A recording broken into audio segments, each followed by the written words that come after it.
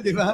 Oh. Pero ano, Sek dito, no, balikan ko lang yung kanina na sinabi ni Yusek na, yun nga, ano ba yung tuntunin natin dyan? Kasi sa pag-promote ng online sugal, kasi may mga ibang mga influencer na hindi sila nagsasalita.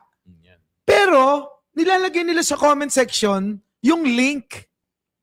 Yung ba parte pa rin ng... Partner, sagutin kita. Yan. Magsasabi na ako, straight to the point. Nung wala pang policy, si CICC at si DICT na pwede mag-promote, naging promoter din ako. Seryoso, hindi ako takot magsabi talaga. Binabayaran kami ng almost 30,000 for 1 minute video. So talaga si influencer, kaagatin mo, pera. 1 Mas minute lang. ganun ka lang. Pakita-kita ka lang. Doon nabubulag yung mga influencer eh. Tapos yung sa comment section nilalagay talaga nila yung link. Talagang partner, sinabi ko lang sa'yo kasi talagang naging part din ako. Yun. Kaya nga ang tanong ko, kasi alam mo naman ng mga illegalista, maraming kaparaanan. Pag mailulusot eh. O hindi naman kami nagpo-promote, nakalagay lang doon sa may comment section yung link. Pinopromote ba namin yon? Hindi. Ano yun? So ang rule namin dyan, pag halimbawa sila rin yung nag-comment sa sarili nilang link, sila rin yung nag-promote. Alam naman nila yan. Paano po diba? kapag Yusek, paano po kapag dami account yung nag-comment? Pero I make sure na yung lahat ng influencer na kinausap natin, sabi ko mag-self-regulate kayo mismo. Kasi kayo mga vloggers kayo, mga influencers kayo, alam nyo naman kaya nyo mag-hide, kaya nyo mag-ano sa sarili nyo link eh. Pero po yung nagpo-promote ngayon, mga okay, mayroon pa rin po eh. Ang rule is, basta legal yung pinopromote nila. Okay. And nung nag-usap naman ho kami nila Sec A, nina Chairman Al, nina GML, na basta ang pinopromote, yung mga legal, yung mga wala tayong problema dyan. In fact, we want that promotions talaga para to drive in revenue for the charity functions ng government natin. Sa PCSO tsaka sa PAGCOR. Kasi yun naman talaga yung mandate ng dalawang ahensyang yan eh.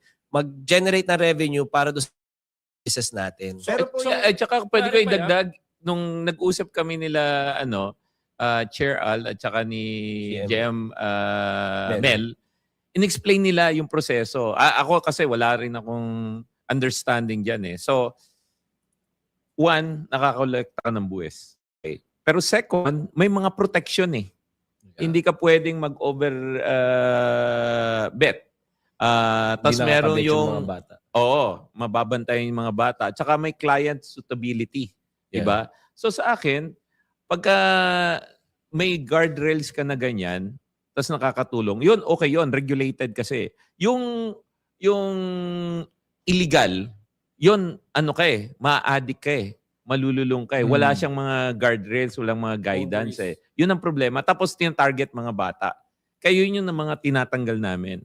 Sek, meron akong tanong kasi nabanggit nyo po yung si GM Mel Robles, Naku po, ito po yung nakikita naman namin dyan, matahimik din po, parang kayo po. Pero grabe ho yung ambag na po ng PCSO sa pangangailangan ng gobyerno. Sobra-sobra po yung naibibigay po niya.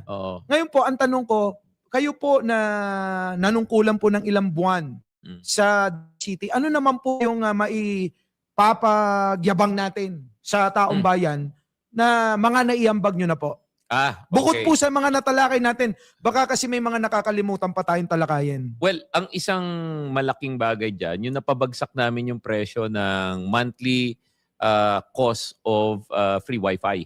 Dati, umaakyat yan ng 100,000 to 140,000 per month. Grabe. Ngayon, bumagsak na yan ng mga 13,000, 15,000 na lang.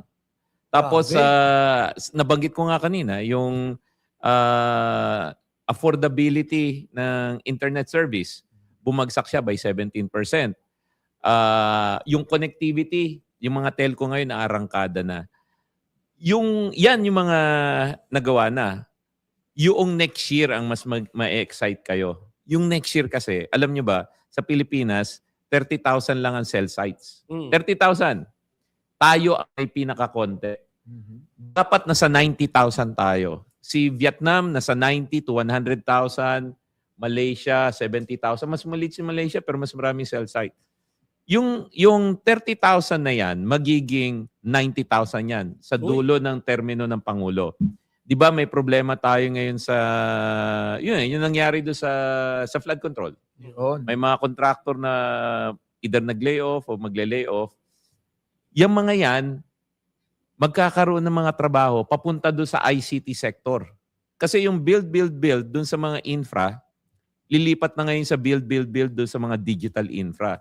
Tore, paglalatag ng fiber cable, paggawa ng mga data center. Next year, yan yung ina-accelerate namin. Kaya nga, walang tigil yung pakikipag-usap namin sa Philippine Stock Exchange para makapag-IPO ng mas madali yung mga tech company. Security and Exchange Commission,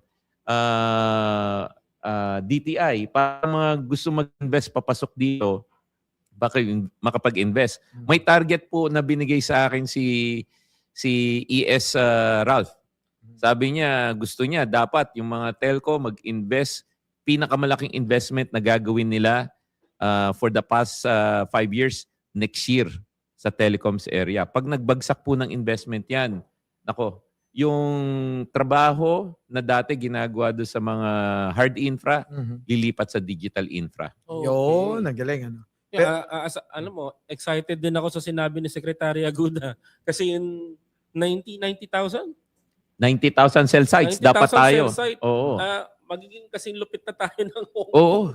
i-signal ang bilis. Tama. Sana. Actually. Tama. Pero kakayanin talaga? Alam mo, lagi ako may mga tinatanong ako. Pagka tinanong ako, kakayanin ba? Ang lagi ko sagot, oo, pag sama-sama tayo. Pag nagsama-sama tayo, ay wala namang imposible na gawin eh. Ang problema lang, yun na nga rin yung pakiusap ko sa mga nakikinig, magtulungan na tayo. Kaya nga po. Magtulungan. Alam ko naman, freedom of expression, gawin na natin yan. May mga, pero mahirap ba yung dahil hindi ka agree, makikipag away na lang tayo. Wag ganon. Ang sa akin, may mga nangyari sa bansa natin na hindi natin gusto. Opo. Nandiyan na yan. Anong gagawin natin? Mag-aaway na lang tayo? Gawin na natin yung tama.